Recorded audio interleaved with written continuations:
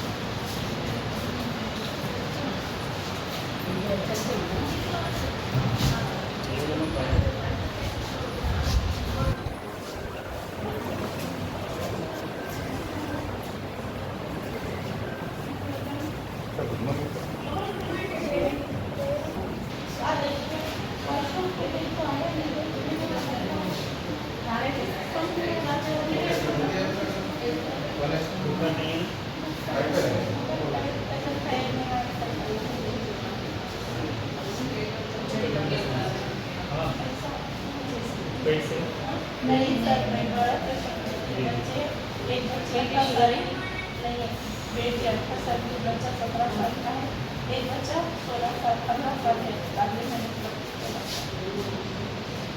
बच्चे को मैंने डरना नहीं, अच्छा तो टाइम टू टाइम गोली खाओ। सीजन में चिकन गुनिया सेंस है वो देखिए डरना नहीं आना मेरे पैर का नंबर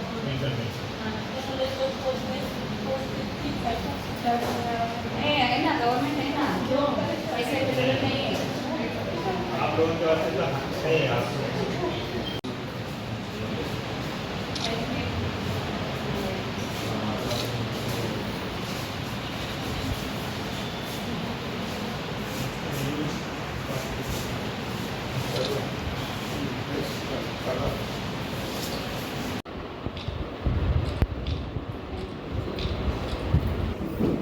నమస్కారం. ఈరోజు ఆర్మూర్ ప్రభుత్వ ఆసుపత్రిని జిల్లా వైద్యాధికారిగా నేను సందర్శించడం జరిగినది.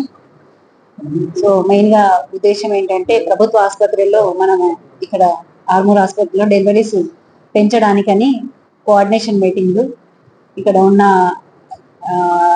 డిస్ట్రిక్ట్ డిసిహెచ్ఎస్ అండ్ సూపరింటెండెంట్ మళ్ళీ ఇక్కడ ఈ లోకల్ డిప్యూటీ డిఎంఎల్హెచ్ఓ అందరిని కలిసి మేము కోఆర్డినేషన్ మీటింగ్ పెట్టుకున్నాము ఇక్కడ వైద్యులతో. సో దీంట్లో భాగంగా మెయిన్గా గవర్నమెంట్ డెలివరీస్ ఎక్కువ చేయాలి, పెంచాలి, అట్లాగే సిజేరియన్లు అన్నవి తగ్గించడానికని మీటింగ్ పెట్టుకోవడం జరిగినది. సో వాళ్ళ నుంచి అష్యూరెన్స్ వచ్చింది, వాళ్ళ వంతు ప్రయత్నంగా మేము వాళ్ళు చేస్తారని. 1-2 విషయాలు నోటీసులోకి వచ్చినాయి. అనెస్థెటిస్ట్ ప్రాబ్లం ఉందని చెప్పినారు. దానివల్ల ఎమర్జెన్సీ అండ్ నైట్ డెలివరీస్ అన్నవి కొంచెం తగ్గినాయి. దానికోసం 2-3 రోజుల్లో కూడా మనకు అనెస్థెటిస్ట్ కూడా వాళ్ళు ఇంకా పెంచుకునే అవకాశం ఉన్నది మన కమిషనర్ సైడ్ నుంచి. ఇంకా మా వంతుగా అప్పటి వరకు ఎమర్జెన్సీ కూడా మేము వాళ్ళకు అలాట్ చేయడం జరిగినది డాక్టర్స్ ని. సో పెంచుతామని చెప్పేసి అని నమ్ముతున్నాను.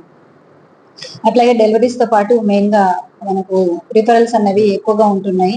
దాని గురించి కూడా డిస్కస్ చేయడం జరిగినది. ఖచ్చితంగా ఇండికేషన్ ఉంటేనే రిఫర్ చేసుకోవాలి. ఎక్కువ రిస్క్ తీసుకోకుండా ఇక్కడే డెలివరీస్ అయ్యే విధంగా వాళ్ళకి సూచనలు ఇవ్వడం జరిగినది. అట్లాగే దీంతో పాటు మేము సీజనల్ డిసీజెస్ ఇప్పుడు అందరూ ప్రతి ఇంట్లో కూడా జ్వరాలతో ఉన్నారు. ప్రతి ఇంట్లో 1-2 జ్వరాలతో ఉన్నారు. అవి వైరల్ ఫీవర్ కావచ్చు, డెంగ్యూ కావచ్చు, చికెన్ గున్యా కావచ్చు, ఇంకా టైఫాయిడ్ కావచ్చు, ఇట్లాంటి జ్వరాలు అనేవి ఎక్కువగా ఉన్నాయి. సో దీనికి మెయిన్ గా మనము మన మన ఎన్విరాన్మెంట్ ఒకటి మంచిగా పెట్టుకోవాలి. వాతావరణంలో మన ఇంటి చుట్టుపక్కల అవన్నీ కూడా మనం కొంచెం దోమలు పెరగకుండా వాటర్ కలుషితం కాకుండా జాగ్రత్తలు తీసుకోవాలి.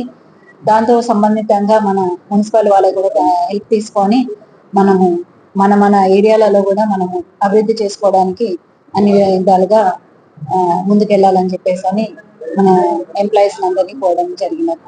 అట్లాగే ఈ ఫీవర్ క్యాంపులు కూడా మేము ప్రతి చోట కూడా ఫీవర్ క్యాంపులు చేస్తున్నాము.